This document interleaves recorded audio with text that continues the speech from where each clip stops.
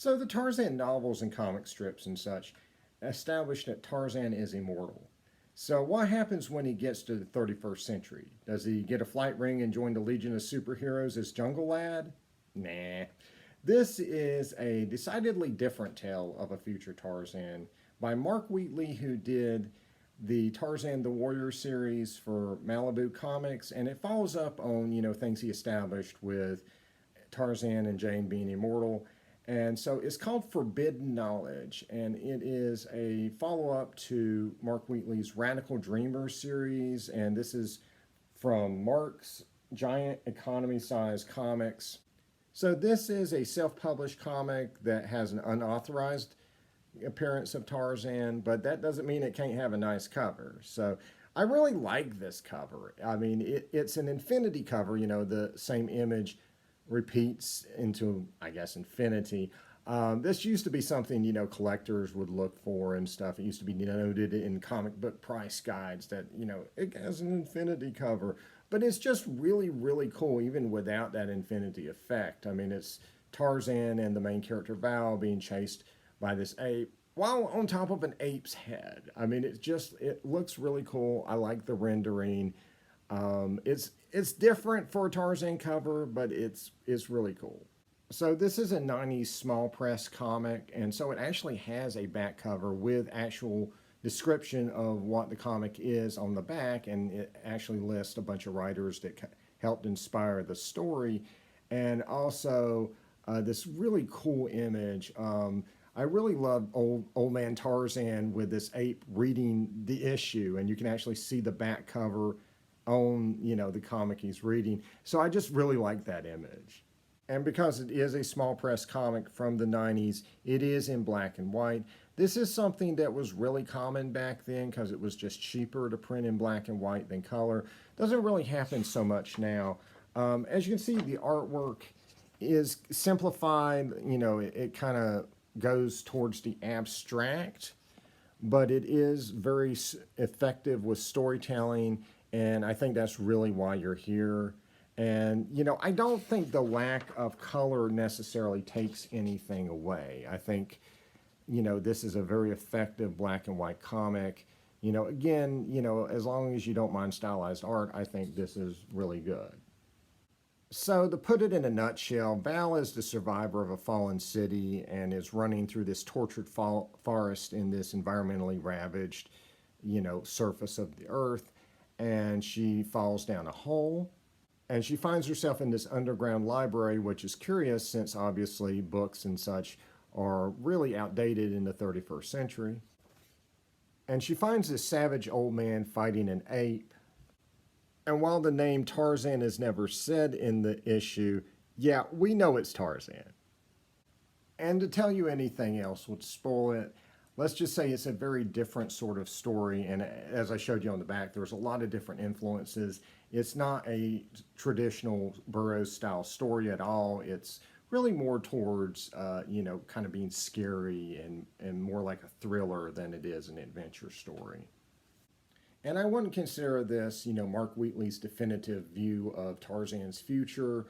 I would sort of consider this more of a what-if story, kind of an alternate reality, kind of an intriguing possibility. It definitely feels like a Twilight Zone episode. I mean, it's just kind of cool to be reading, this science fiction indie comic, and then all of a sudden it's like, wait, is that Tarzan?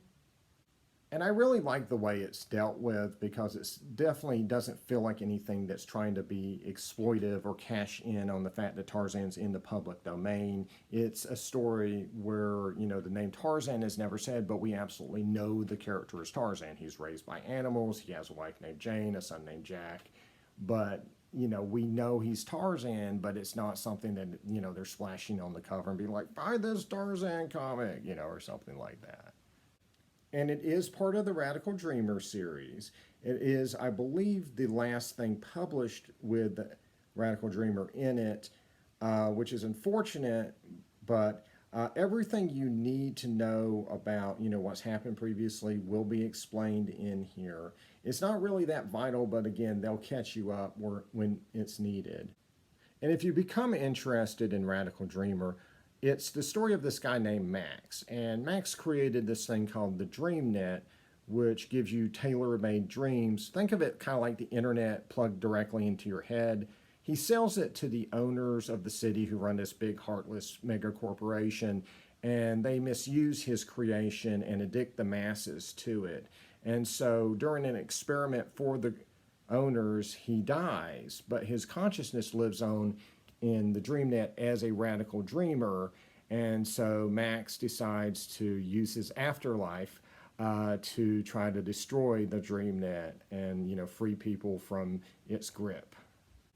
It was originally printed by Black Ball Comics in the 90s, and it's done in this really cool poster format where you unfold it as you read, and it's just really cool, and it looks really beautiful. But after that went under, Mark Wheatley self-published this series. He reprinted existing material and fleshed it out and told the complete story in a 6-issue series that was published by Mark's Giant Economy Size Comics. This one is in black and white. I actually recommend the single issues over the trade paperback on this one because he does do a lot of double page layouts, so those just read better in the single issues. And that's just the main story. There's a lot of side stories that were also published in Radical Dreamer, and I'll probably do a full review and kind of go through the links that you would have to go through to get all of it. And Wheatley has this great talent for doing these quirky, unusual stories, but writing them in a very human and engaging way. And so if you become interested in his other works, I highly recommend Mars. This is a series from the 80s published by First Comics, and it's mysteries wrapped in mysteries on the Red Planet, but it has such an engaging cast of characters, and the mysteries do have solutions, and they are very substantive, and it is a fascinating classic series. Now, if you're looking for something a little different on the superhero front, this is Black Hood, which explores what it would take to be a vigilante, and it's just a really, really great comic. This is from Impact Comics, which was a DC imprint back in the 90s. You're looking for something a little more pulpy? Well, how about The Spider Burning Lead for The Walking Dead? This is a really, really cool story written and drawn by Mark Wheatley, starring the classic Spider, and it's really good. And I can't vouch for this one yet because I haven't got a chance to read it, but this is his more recent work, Frankenstein Mobster by IDW Comics, and he also writes and draws this one, and I'm definitely looking forward to it. And so I highly recommend Forbidden Knowledge by Mark Wheatley. It's a great, unofficial, obscure Tarzan appearance that I just love to death. And I hope someday Mark Wheatley gets a chance to do some official Tarzan comics. I hope somebody gets a chance to do official Tarzan comics at some point, because obviously we've been in an era where there has not been a monthly comic devoted to the character of Tarzan in 20 years, not counting cross-company crossovers or something like that.